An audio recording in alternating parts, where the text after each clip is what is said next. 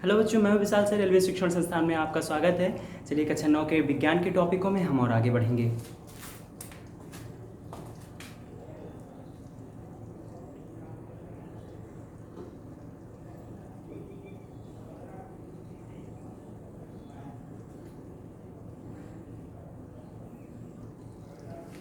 तो हमारे आंकिक प्रश्नों का क्रम चल रहा था, उसी क्रम में हम और आगे बढ़ते हैं। तो चलिए देखते हैं हम आज के प्रश्नों को कि आज के प्रश्न हमारे क्या हैं।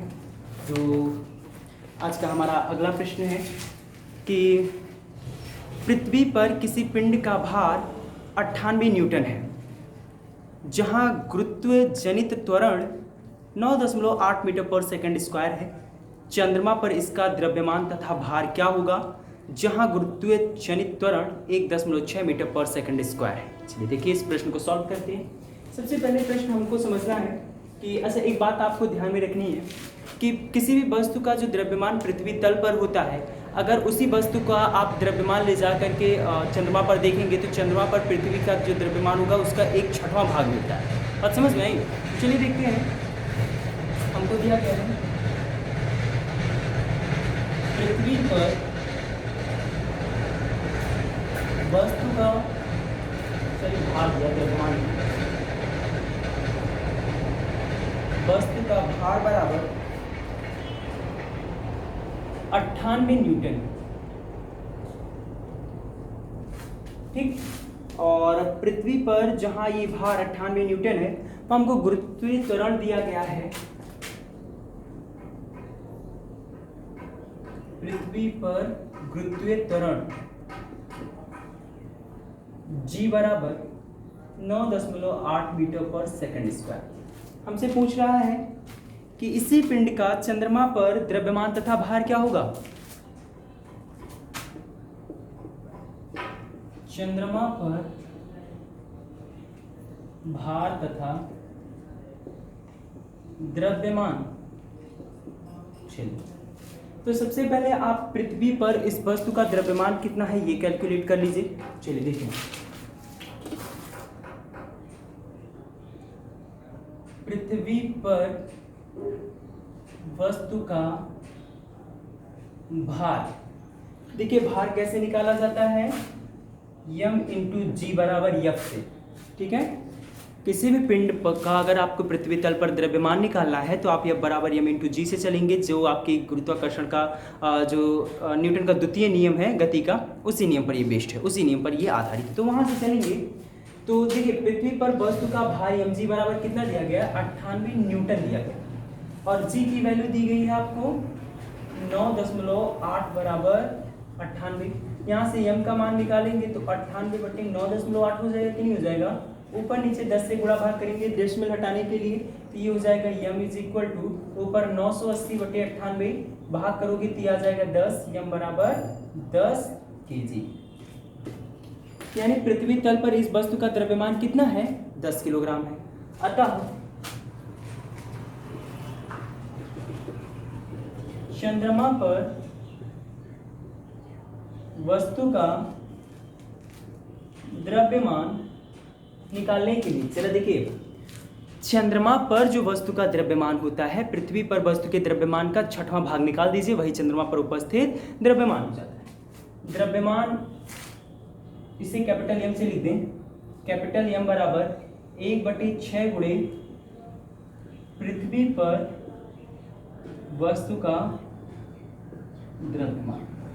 तो कैपिटल M बराबर 1/6 गुणे पृथ्वी पर वस्तु का द्रव्यमान कितना है, 6 है, तो ये हो जाएगा 10, और m इज इक्वल टू 10/6। अब 10/6 से जब आप निकालोगे तो भाग करोगे तो ये आ जाएगा 6 करने में 6 40 हो जाएगा, 36, यानी m बराबर 1.6 किलोग्राम। यानी चंद्रमा पर चंद्रमा पर जो हमारा वस्तु था जिसका पृथ्वी पर द्रव्यमान हमारा 10 किलोग्राम था, उसका चंद्रमा पर कितना हो जाएगा, 1.6 ग्राम हो जाएगा। अब हमको चंद्रमा पर बल भी निकालना है तथा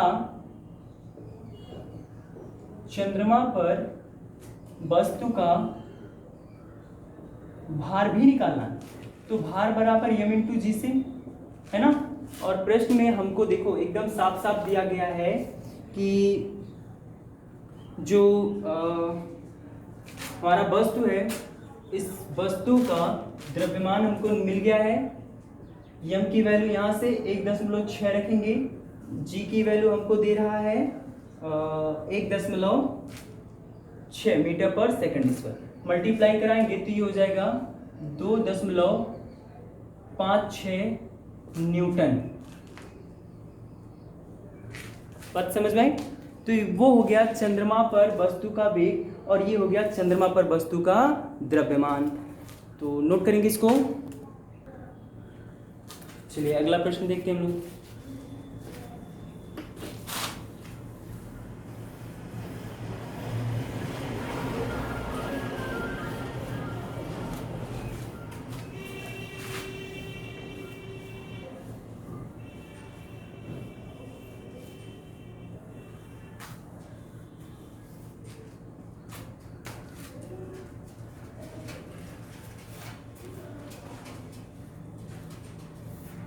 चलिए देखिए,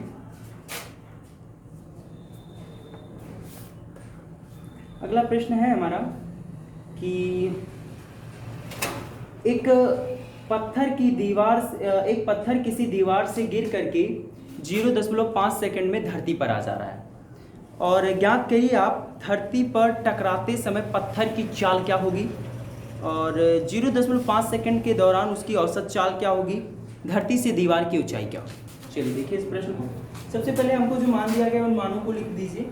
हमको दिया गया किसी एक पत्थर जो किसी दीवार से गिर करके, जैसे ये हो गई दीवार और यहाँ ये आपका पत्थर दीवार से गिर करके 0.5 सेकंड में ये पृथ्वी तल पर पहुंच जा रहा है। तो हमको पहला प्रश्न ये बताना है कि धरती पर टकराते समय पत्थर का चाल कितना होगा। चलिए देखिए, हमको दिया गया है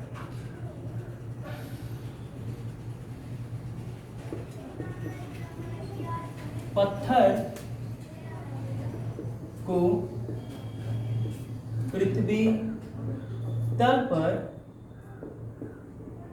पहुंचने में लगा समय, ये दिया गया हमको। पत्थर को पृथ्वी तल पर पहुंचने में लगा समय कितना है, 5 सेकंड का। तो ये हो जाएगा t बराबर 5 सेकंड। और देखो प्रश्न में हमसे ये कह रहा है क्या कि पत्थर को फेंका गया है, नहीं, पत्थर अपने आप गिर रहा है। और जब पत्थर स्वतंत्रता पूर्वक खुद से गिरेगा तो इस परिस्थिति में इनका जो प्रारंभिक वेग होगा ये हम लोग कितना लेंगे, 0 लेंगे। ठीक है, तो यहां हो जाएगा पत्थर का प्रारंभिक वेग u बराबर 0 मीटर पर सेकंड। पहला प्रश्न क्या कर रहा है, क्वेश्चन नंबर 1, पहला क्वेश्चन हमसे पूछ रहा है कि पत्थर का अंतिम वेग कितना होगा, वही वाली वही चाल कह रहा है, यानी v बराबर। देखो प्रश्न में ऐसा कहा है हमसे कि धरती पर टकराते समय पृथ्वी पर टकराते समय हमारे वस्तु का वेग कितना है। तो एक बात जाने रहिएगा कि पृथ्वी पर टकराते समय वस्तु का जो वेग होगा यही वेग उसका अंतिम वेग कहलाएगा। बात समझ में आई? चलिए निकाल देते हैं। अच्छा देखिए, आपको v निकालना है, u के विषय में, t के विषय में जानकारी है। कौन से समीकरण को अप्लाई करें हम लोग, गति का पहला समीकरण। गति का पहला समीकरण क्या होता है, v बराबर u प्लस gt से, है ना। चलिए यहां से चलेंगे, v की वैल्यू निकालनी है, u का मान 0 प्लस g की वैल्यू, देखो प्रश्न में हमसे कुछ कहा है, नहीं कहा है, तो g की वैल्यू हम अपने पास से 10 मीटर पर सेकंड ले लेंगे, 10 मीटर पर सेकंड स्क्वायर ले लेंगे। और एक बात कि मैंने g की वैल्यू के लिए कुछ बताया था, अगर कोई वस्तु नीचे से ऊपर की वजह जा रही हो तो g की जो वैल्यू होती है हम लोग निगेटिव लेते हैं। अगर कोई वस्तु ऊपर से नीचे की ओर आ रही होती है तो इसके लिए हम लोग g की वैल्यू जो होती है ये पॉजिटिव लेते हैं। तो यहाँ जो पत्थर गिर रहा है ये ऊपर से नीचे की ओर गिर रहा है ना, तो ऊपर से नीचे की ओर गिरने में g की वैल्यू पॉजिटिव लेंगे और g की वैल्यू ले लेते हैं हम लोग 10। ठीक, और सॉरी यहाँ पे समय जो लग रहा है 0.5 सेकंड का है।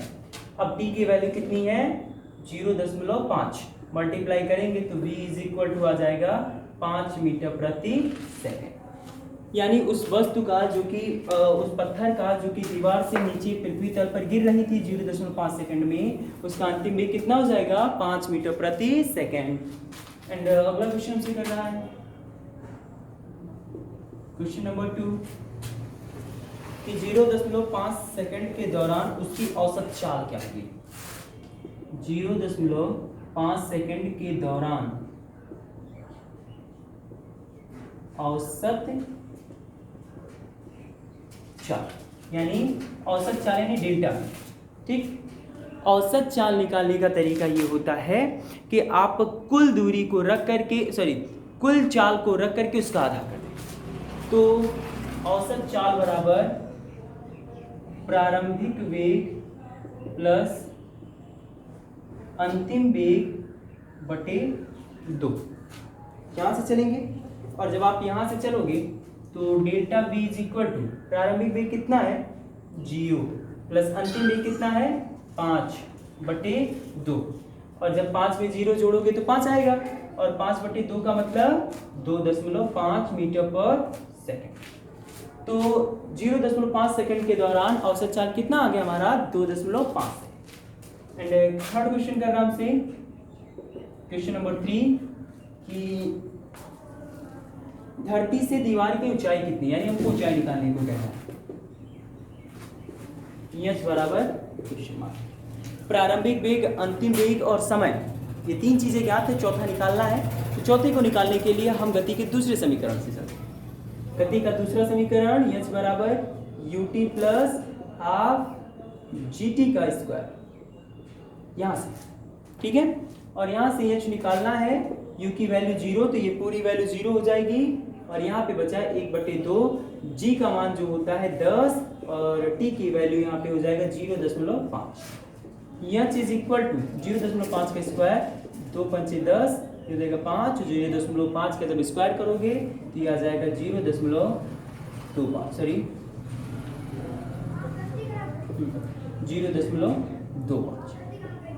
h is equal to multiply करेंगे तो 25 चौका 100 125 तो ये हो जाएगा 1.25 मीटर।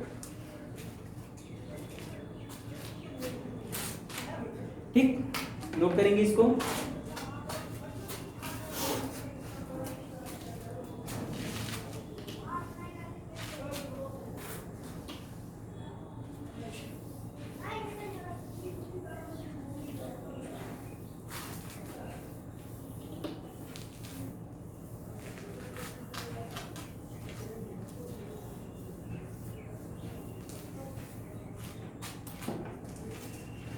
चलिए अगला प्रश्न देखते हैं।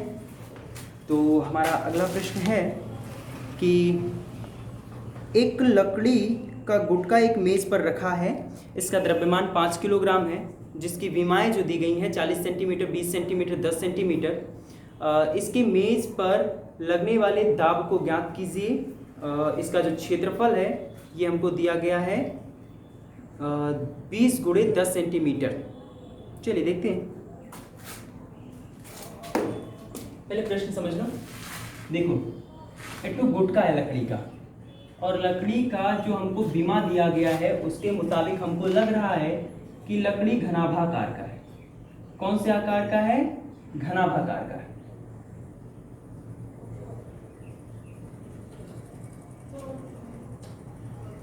ऐसा लकड़ी है।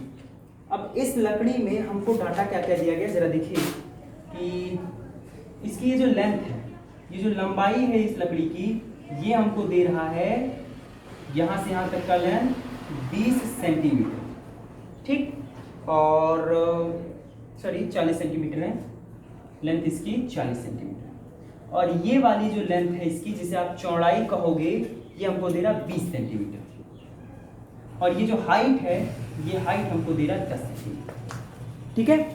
तो हमसे कह रहा है कि इसके द्वारा मेज पर लगने वाले दाब की गणना कीजिए यदि इसकी 20 गुणे 10 सेंटीमीटर विमाओं की सतह मेज पर रखी। यानी जो निचला तल है, निचला वाला जो तल है जो मेज पर रखा रहा है, उसकी जो विमा है वो 20 गुणे 10 का है। और 20 गुणे 10 का माने ये वाला हिस्सा ऐसे खड़ा करके रखा गया, जैसे उदाहरण के तौर पे ऐसे समझ लीजिए जैसे ये चीज जो है मेज पर ऐसे रखा गया है, ये आपका मेज हो गया है ना, मेज पर ये जो आपका रखा गया वो इस रूप में रखा गया है।